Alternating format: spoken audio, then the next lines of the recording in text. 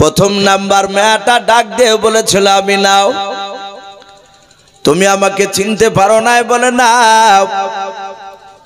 বলে আমি না আমি হযরতে আদম শফিউল্লাহ আলাইহিস সালামের অর্ধাঙ্গিনী বিবি হযরতে মা হাওয়া আলাইহা সালাম। হযরতে আমিনা দ্বিতীয় মেয়েটাকে ডাক দিয়ে বলেছিলেন ও বোন তোমার পরিচয়টা দিয়ে দাও। দ্বিতীয় মেয়েটা ডাক দিয়ে বলেছিল বোন আমিনা আমাকে চিনতে পারো না বলে নাও বলে আমি হযরতে ইব্রাহিম খলিলুল্লাহ আলাইহিস সালামের অর্ধাঙ্গিনী বিবি আমি হযরতে মা হাজরা আলাইহা সালাম। 2 নাম্বার 3 নাম্বার মেয়েটা ডাক দিয়ে বলেছিল বোন আমিনা তুমি আমাকে চিনতে পারো না বলে নাও বলে আমি হযরতে ঈসা রুহুল্লাহ আলাইহিস সালামের জন্ম দক্ষিণী মা হযরতে মরিয়ম আলাইহা সালাম। 4 নাম্বার মেয়েটা মাথাটা নিচু করে দাঁড়িয়ে আছে আমিনা ডাক দিয়ে বলেছিল বোন তোমার পরিচয়টা তুমি দিয়ে দাও। 4 নাম্বার মেয়েটা ফেলফাল করে আমিনার দিকে চেয়ে বলেন বোন আমার স্বামীর পরিচয় দিতে আমি বড্ড লজ্জা পাই।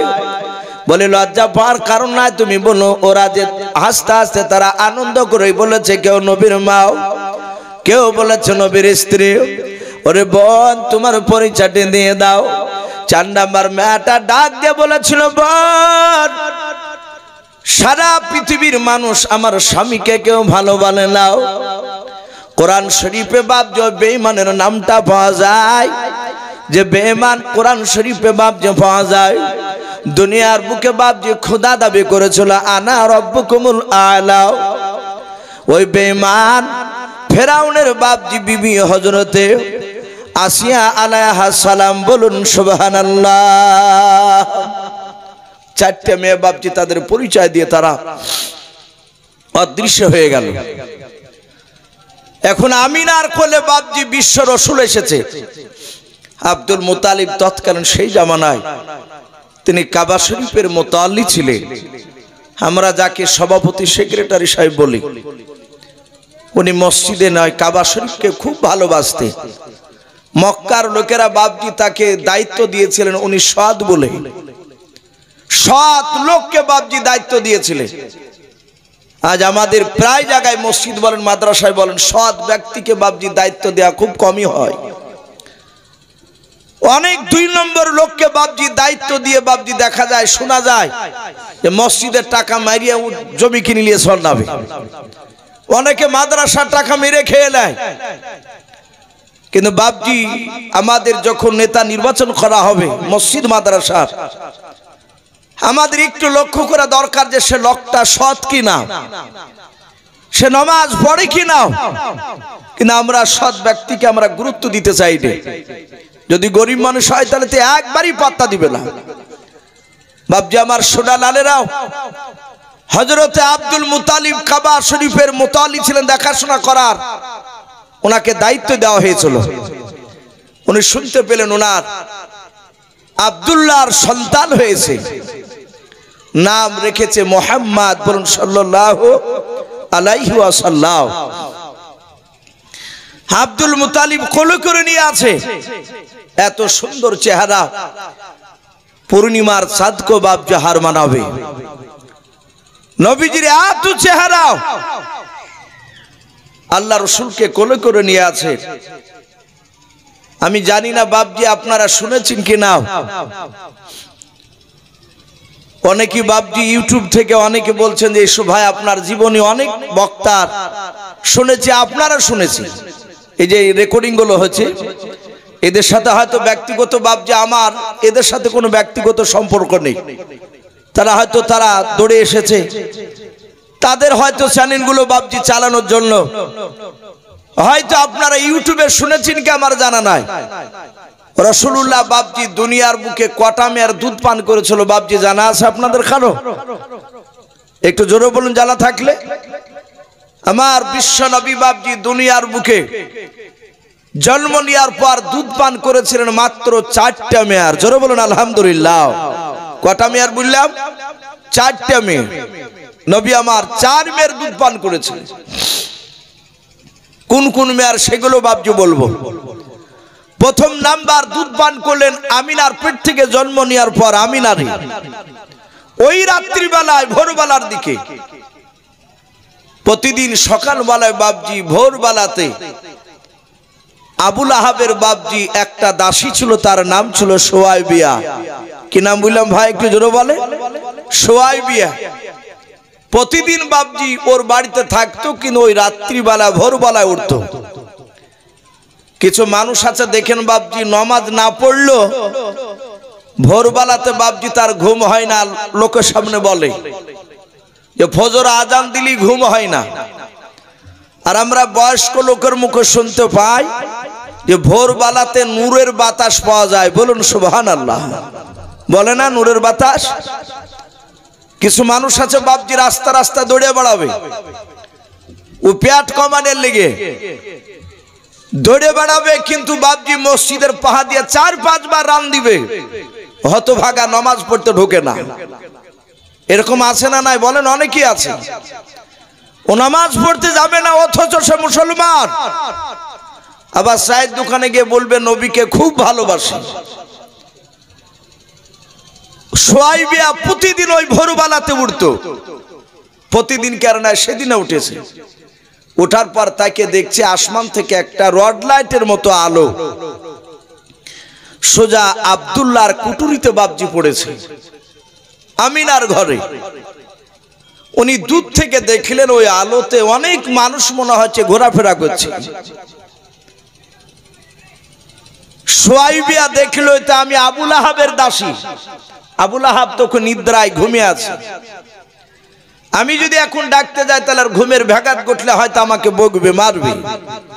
আর ঘুমের ব্যাঘাত আমি ঘটাবো না। ও ঘুমিয়ে থাকতে থাকতে একটু খোঁজটা নিয়ে আসে কি হলো ওখানে। সোয়াইবিয়া যত কাছে যায় তত বাপজি মানুষ দেখতে পাই না। সেরাতে হালবে কেতাবটিতে লিখেছে আল্লাহ রসুলকে বাপজি জান্নাত থেকে 70,000 ফেরেশতা রহমতের নবীকে স্বাগতম জানাতে এসেছিলেন। বলুন সুবহানাল্লাহ। মানুষরা চিনতে না পারলে জানতে পারলে আল্লাহ তো জানছেন যে ইনি নবী আমার, রসুলকে পাঠিয়েছি। আপনাদের যোগ্য মাওলানা সাহেব রয়েছেন, হাফেজ সাহেব পিলাস এবং আলেম কারি সাহেব মানুষ যারা উলামা বাপজি তারা পড়েছেন। মিরকাত বলে একটা বই রয়েছে, মান্তিকের কিতাব। জেনারেল শিক্ষিত ভাইয়েরা যারা একটু উচ্চ শিক্ষায় শিক্ষিত হয়েছেন তারা জানেন যে দর্শন কাকে বলে। দর্শন বলে একটা সাবজেক্ট রয়েছে, এটা বাংলা আমরা বলি, ইংরেজিতে বাপজি ফিলোসফি বলি। তর্ক বিতর্কর বাপজি সেটা সাবজেক্ট। ওর ওই দর্শন বলেন আর ফিলোসফি বলে, তার যদি জ্ঞান না থাকে সে মানুষকে কথা বলে বোঝাতে পারবে না। অনুরূপভাবে ওই কিতাবগুলো ওই বই সাবজেক্টটা কি আমাদের মাওলানা ভাষায় বাপজি ওটাকে মান্তিক বলা হয়, যাকে ফালসাফার ইমাম বলি আমরা, যিনি লিখেছেন এই মান্তিক কিতাব। তে মিরকাত বলে বাপজি একটা বই রয়েছে, ওই বইয়ের বাপজি সারাতে নাই মতনে লেখা আছে খুতবায়। আল্লাহ রসুলকে প্রশ্ন করা হলো, হে রসুল আপনি কবে থেকে নবী ছিলেন? এই মুহাম্মদ সাল্লাল্লাহু আলাইহি ওয়াসাল্লামের কথা। আমার পূর্বেকার বক্তা হযরত মাওলানা আব্দুল্লাহ সাহেব বারাকাতুহুম আলিয়া উনি বলছিলেন নবী জীবনী বাপজি শুনতে গেলে সত্যি 1-2 দিনে শোনা সম্ভব নয়। তো মোটামুটি কথা একটু বাপজি একটু টাচ দিছি।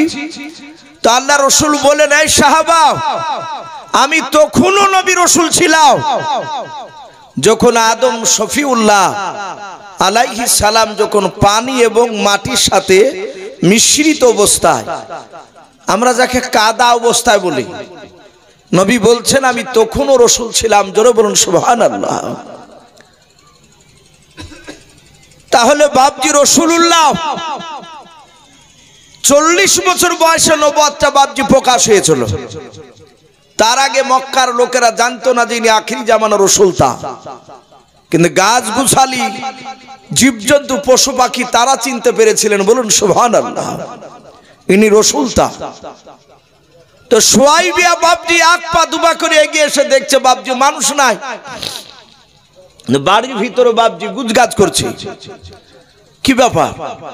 সোয়াইবিয়া বাড়ির ভিতরে ঢুকে দেখে আমিনা কোলে বাচ্চা নিয়ে বসে আছে, এত সুন্দর চেহারাও, সাথে হাতে বাপজি কেতাবে লিখেছে। আমিনার কাছে গিয়ে বাচ্চাটা কোলে নিল। আর বানতে হবে না, মরণ থাক, ওনাকে দিয়ে দে, আমাকে আর বানতে হবে না। ডাক দিয়ে বললেন, সোয়াইবিয়া মনে মনে চিন্তা করছেন যদি এই বাচ্চাটা এত সুন্দর, এই ছেলেটা বড় হওয়ার পর লোকেরা প্রশংসা করবে, এই বাচ্চাটাকে নিয়ে যদি আমার স্তনে মুখ লাগে একটু দুধ পান করাতে পারতাম, জীবনটাকে ধন্য মনে করতাম। বলুন সুবহানাল্লাহ। তাই সোয়াইবিয়া বলল, বোন আমিনা, এই বাচ্চাটা আমাকে দিবা না? বলে কেন? বলে আমি একটু আমার স্তন থেকে দুধ পান করাতাম। বলে করা অসুবিধা নেই। নবীকে নিয়ে দুধ পান করালেন, তাহলে দুটো মেয়ে দুধ খাওয়া হলো। 3 নাম্বার, ওই আমিনার কাছে বাপজি ওই বাড়িতে আর একটা মেয়ে ছিল, কেউ বলেছেন আব্দুল্লাহর আপন বোন, কেউ বলেছেন তার বোন নয়, তার বাড়ির বান্দি দাসী ছিল।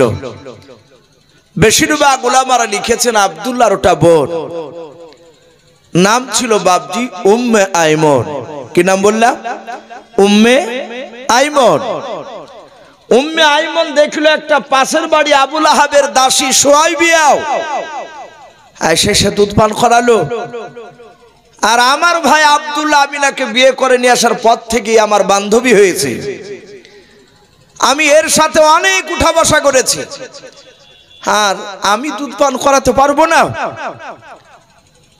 উম্মে আইমন বলল, আমিনা কিছু মনে না করলে আমি তোমার ছেলেকে নিয়ে আমার স্তন থেকে দুধ পান করাতাম। বলে অসুবিধা নাই, খাওয়া। উম্মে আইমন পান করালেন। তাহলে 3টে হলো।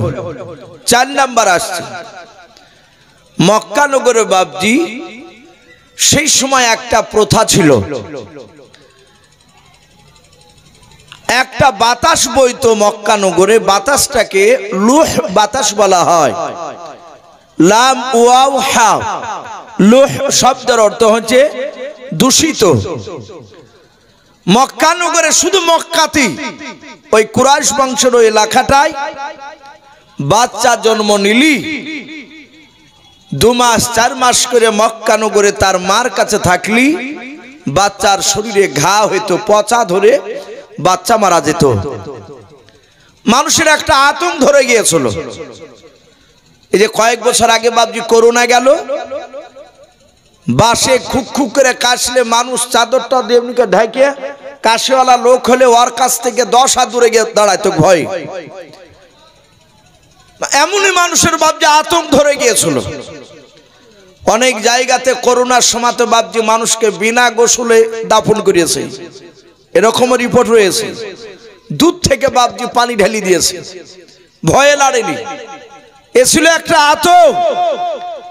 মক্কা নগরে বাপজি ওই রকম আতঙ্ক ধরে গিয়েছিল মানুষের। সেই সময় মুরুররা দেখেছিল মক্কার বাচ্চা মক্কার বাইরে চলে গেলে অন্য জায়গায় গিয়ে মানুষ হতো, সে বাচ্চাটা বেঁচে যেত, মরতো না। তাই তারা আইন চালু করেছিল, মক্কার মেয়েরা বাচ্চা জন্ম দিবে, মানুষ করবে অন্য দেশের মায়েরা, দাইমারা। ওরা যে মানুষ করবে তার বিনিময়ে বাপজি তারা মোটা অঙ্কের টাকা পাবে। তাই প্রতিদিন বাপজি মক্কার বাহির থেকে মানুষেরা মক্কা নগরে বাচ্চা নিতে আসতো। রাসূল আমিনার কাছে 5 দিন ছিলেন মক্কা নগরে। 5 দিনকার দিন আমার বিশ্ব নবীকে কোলে করে নিয়ে আমিনা